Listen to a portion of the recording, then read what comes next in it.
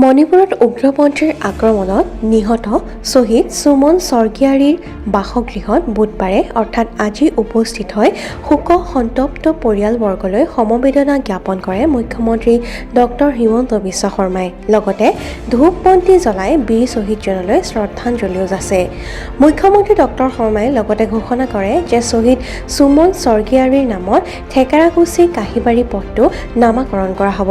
শ্বহীদগৰাকীয়ে অধ্যয়ন কৰা হিৰিম্বা বৰুৱা হাইস্কুলৰ খেলপথাৰখন গ্ৰাম্য ষ্টেডিয়াম ৰূপে গঢ়ি তোলা হ'ব। মুখ্যমন্ত্ৰী ডক্টৰ শৰ্মাই লগতে কয় যে আছাম ৰাইফলছৰ ওপৰত আক্ৰমণ চলোৱা উগ্ৰপন্থীৰ বিৰুদ্ধে কঠোৰতম ব্যৱস্থা গ্ৰহণ কৰিবলৈ তেওঁ কেন্দ্ৰীয় চৰকাৰক আহ্বান জনাব।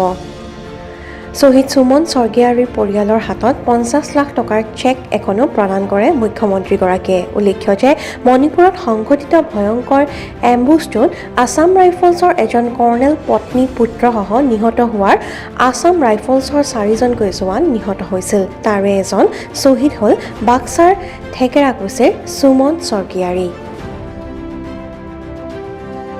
News desk report our north east.